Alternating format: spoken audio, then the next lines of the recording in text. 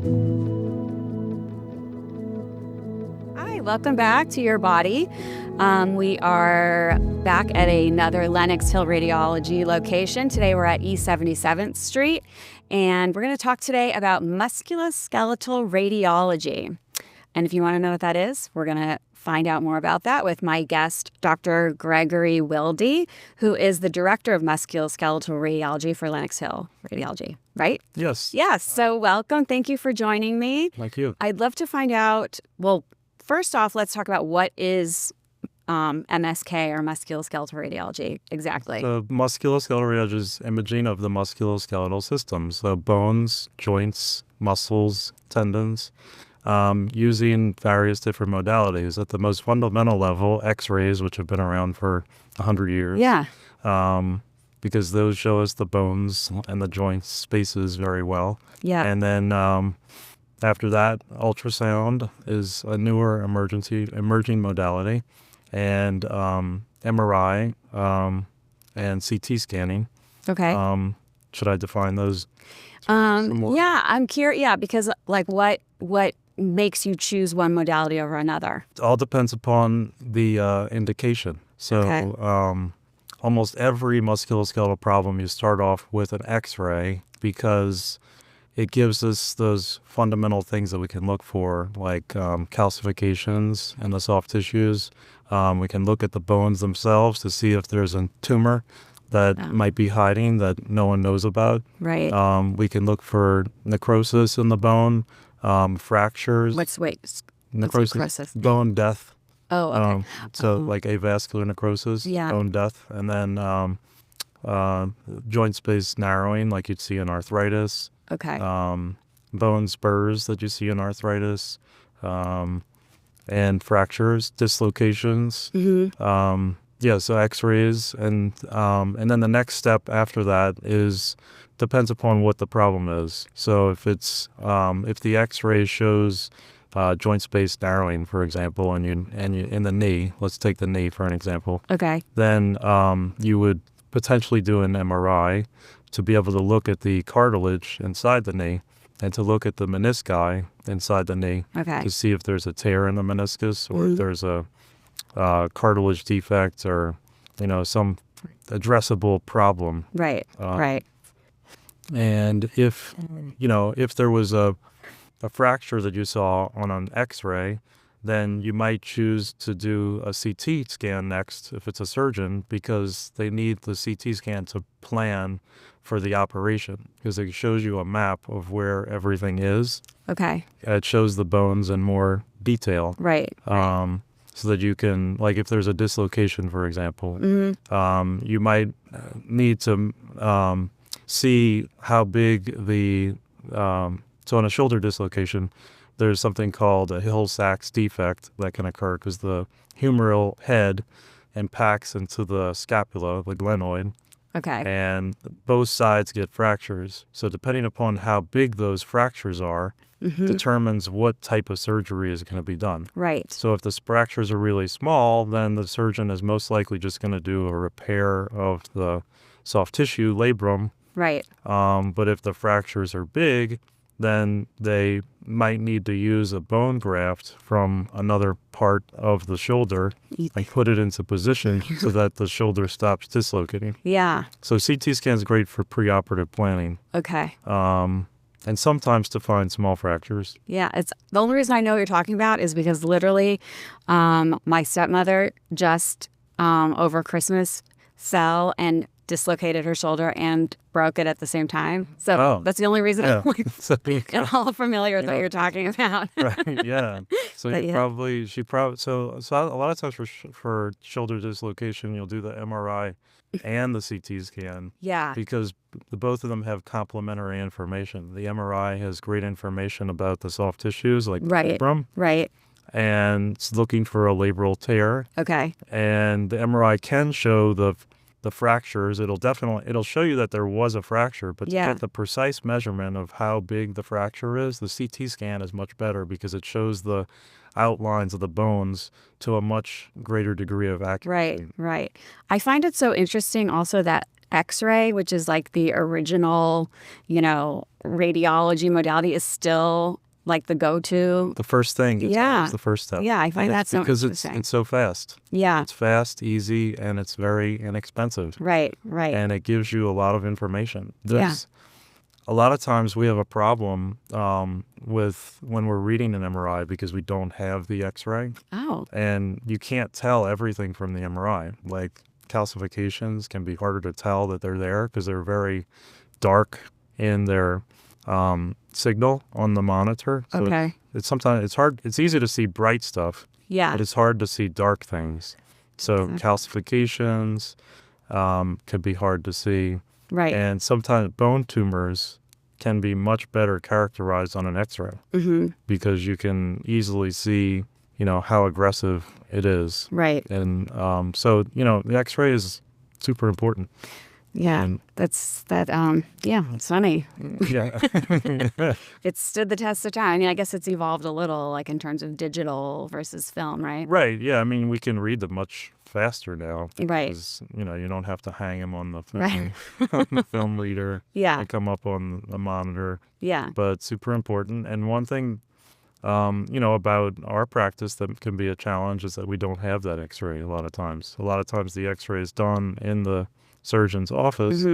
Oh, I see. So you don't get access to it. Yeah, so a lot of times I'm sending a message to the surgeon, can you send me an email with the picture of the X-ray? Right. So I could look at it. Yeah. And they send it right away. They love to send it. Right. Because they want me to be able to make the correct diagnosis. Right. So, Right. it's really important as a musculoskeletal radiologist that you have very close relationships with the surgeons and the rheumatologists and the internists, whoever's referring you patients, because they can give you the information that's the patient told them about, for example, like in the chart, or they can send that X-ray to you to look at. And things are so much easier in the digital age with everybody has a phone, they can take pictures and send them HIPAA compliant, of course. Right.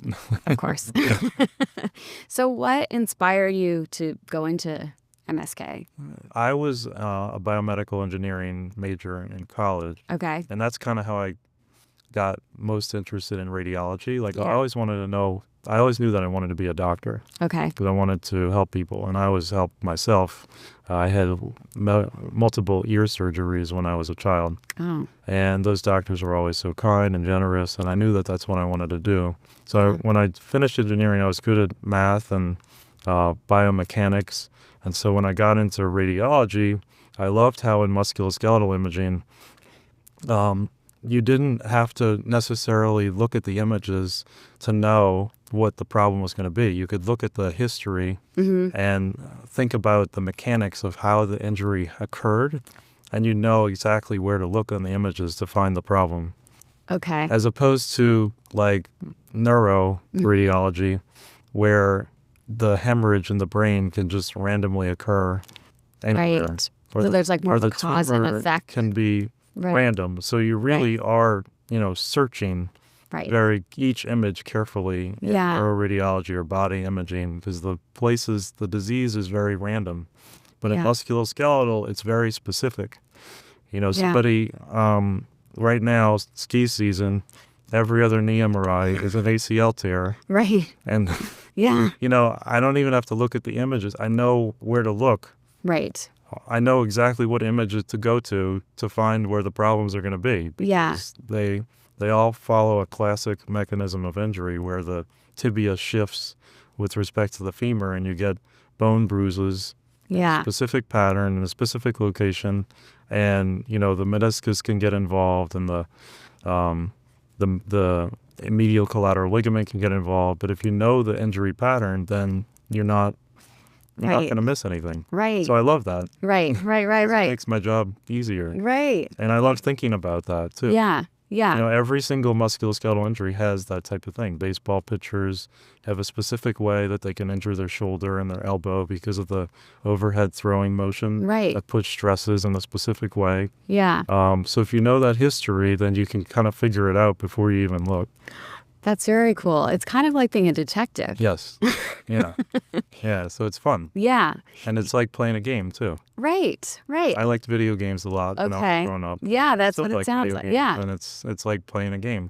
That's very cool. Like you follow this clue and this clue and this clue, right? And then you could find you solve the puzzle. Right, right. So if something's slightly different, then you could look at it a different way, right? It's not. I mean, it's not every single case. We have bone tumors where things can be random. Yeah. And a calcification could randomly appear in a tendon, and so there is a search pattern that you have to do. But the classic injuries that happen make it fun. Yeah. You're just making me think when you mentioned baseball. Like when my son was younger and he played baseball, he hurt his elbow and it was like killing him. And we went, he had an MRI and went to orthopedics, and it was his growth plate that he injured, which I didn't even know that was a thing that could be injured. Kids are not little adults. They're different. Yeah. So they tend to not injure their ligaments as easily because the growth plate is the weakest point around their joint. Right. And so explain what exactly the growth plate is. Oh, so as bones are developing, and on a long bone like the femur, there'll be a distal growth plate. They call it the physis. Okay. And then there's a proximal growth plate. And it's where instead of there being bone there's cartilage. And the cartilage is undergoing ossification over time. Okay. And that's what leads to the bone lengthening over time. Okay, gotcha. So the kids, every bone has specific ages where those growth plates start to close. And it depends upon which bone it is. And we have, I have references to figure out, because it's important when you're trying to figure out which injury occurred, like if the growth plate should be closed right now, or if it should still be open. You have to know those ages. Right. Part of your detective work. Right. It's another part of it. Yeah. Right. But the kids are different. But we do the whole range. And that's what I like too. Yeah. Yeah. So you do from kids to elders, right, with arthritis and stuff like that. Yeah. So what are symptoms or whatever that you look for or find in older people? Just out of curiosity. So, I mean, the most common thing is osteoarthritis, degenerative arthritis. Yeah. Where just over time, let's take the knee, for example, the meniscus just wears down. Yeah. It could be that somebody has a degenerative type tear, or it could just be that the meniscus is worn down and it's just not functioning the way that it did before. Yeah. And without that extra strength that the meniscus provides, all of the weight goes onto the cartilage. And the cartilage can't withstand that. And so the cartilage gets worn down.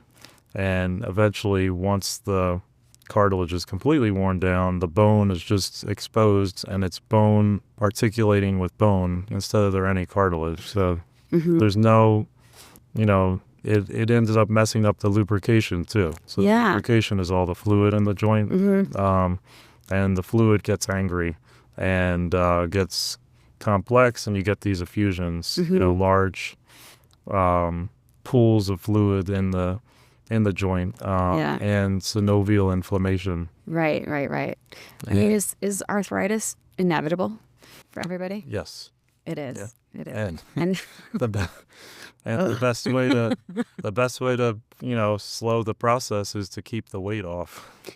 Yeah. The less weight that you have on your joints, then the better off you are in terms of developing arthritis. Interesting. But on the opposite end of the spectrum, you don't want to be too lightweight, because then your bones aren't getting enough stress and you have the risk of osteoporosis. Right. So it's like a happy medium where you want to be, normal weight. Right. And then you have the least amount of stress on your joints while also providing enough stress on the bones to keep the bones healthy. Right. So because I've heard that if you do weight bearing, right, that's good for your bones. Exercise, yes, yeah. It's good for your bones. Yeah, exactly. But if you have an arthritis problem, then you kind of have to avoid the weight bearing. But if you have an arthritis problem, usually it's more likely that you have a weight problem. I mean, not in every case, because some people have, underlying the way that their bones formed makes it more likely that they can develop arthritis. Like in the hip, for example, there's something called femoroacetabular impingement, where the shape of the femoral head and neck can cause abnormal contact between the bone and the labrum and the cartilage. And so that can be a problem that leads to arthritis at a younger age, even in somebody who's a normal weight. What about if you've had a prior injury? Yeah, that's another cause. Yeah. Right, yeah. Yeah, so if there's the problem with a previous injury, like in the ankle, if you had a previous ankle sprain where the ligaments have been partially torn, then the ligaments are not as strong, and it causes excessive motion, like micro motion, the joint. And that instability can cause the arthritis to develop more quickly. Because if the ligaments, the way that you are just in a normal state, they're providing the right amount of tension across that joint to keep everything aligned while also providing just enough motion for you to be able to move around. Right. But when they become too loose, then everything's sliding more, and it's potentially going to develop arthritis. Right. Well, actually, so I was going to ask you next about osteoarthritis, right? Yes. So that's more common in women too, right? Wait, osteoporosis? Osteoporosis. Yeah. Let me ask you about that. Osteoporosis. Yeah. So that's another modality. Okay. Musculoskeletal imaging, bone densitometry. The DEXA. Yes, DEXA. Where, we're using X-ray in a different fashion to be able to detect how dense the bones are.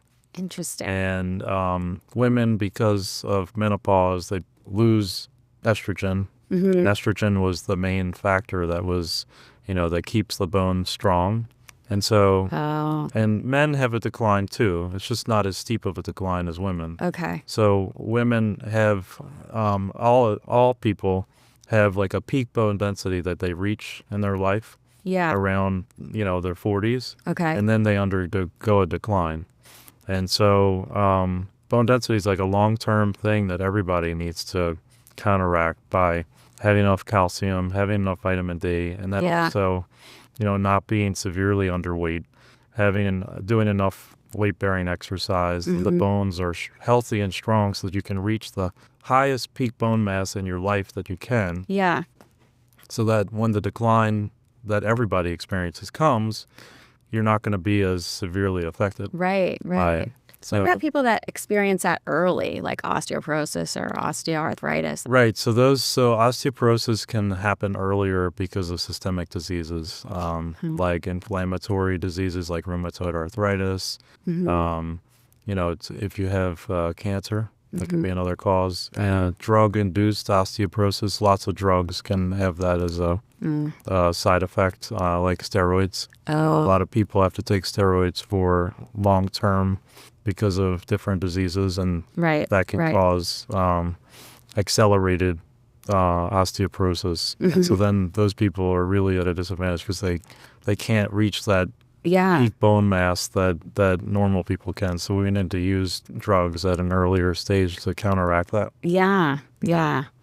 Ugh, that's tough when you're like taking something for one thing and then it causes another. Yeah, and I mean, of everything that I do, treating and detecting osteoporosis is actually the most important thing that we do. Really? Because it's the most common cause of, people having morbidity and mortality when they're elderly. Yeah. I know Falls from hip fractures. Yeah.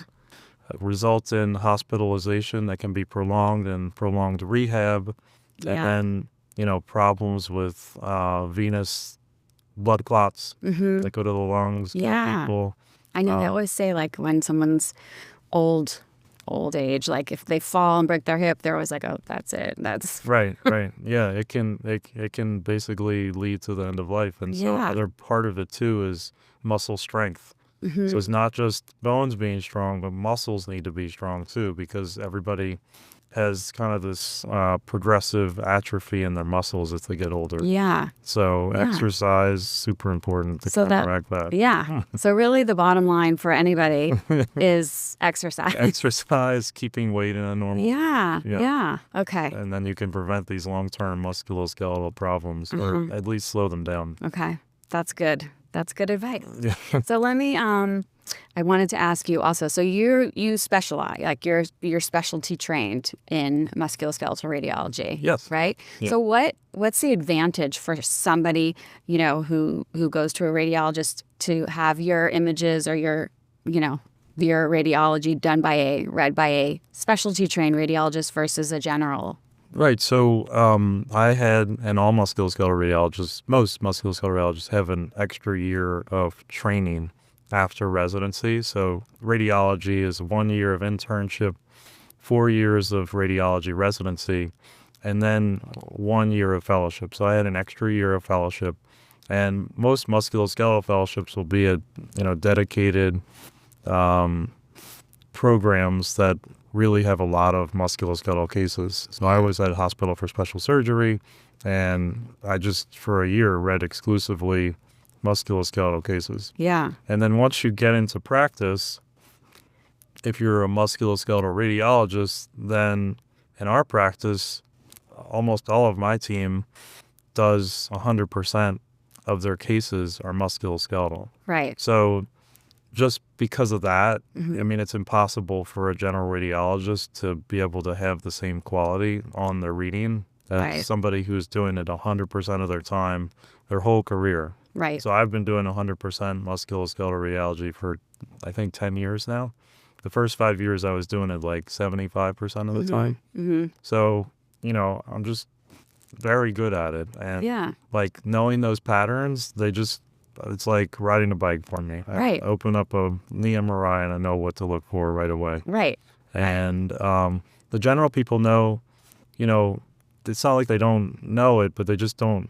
It's not like right there. It's not like second nature. It's just second nature. Yeah. To pull it out, and do it so easily. Right. So And you're getting an accurate. right. diagnosis. And then the other thing is, when you have the more complicated cases, like the postoperative cases, congenital malformation problems, bone tumors, that's beyond the scope of what generalists see on a regular basis, whereas I see that much more frequently. Yeah. So like in my day, probably, 70% of my cases are, the person hasn't had surgery before, probably 60%. And then the other 40% are people had a previous surgery. And the most common mistakes, as section chief, I see everybody's mistakes. Okay. And the most common mistake is on these postoperative cases where people use the same criteria that for making the diagnosis that you would use for somebody who has not had surgery before. Oh. But those criteria go out the window. Yeah. You can't use them anymore. There's different criteria when it's postoperative. And so that's some of the common problems that a general radiologist will have. Yeah. That's interesting. Yeah. That's good to know. Yeah. I mean, personally, if I need any imaging done, if it's something with my brain, I make sure it's a neuro person reading it. If it's something with, my heart, I make sure it's somebody who's had cardiovascular fellowship because I know how important it is. Yeah. It's really important. Yeah. Yeah. So, we have access to that in our practice, for patients.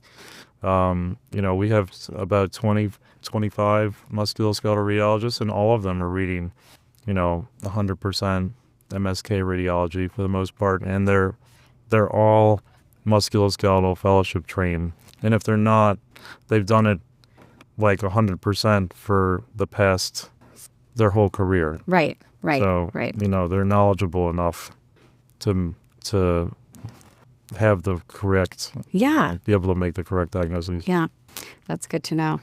Well, it was really nice talking to you. This was great. Thank you. This was really nice talking to you too. interesting.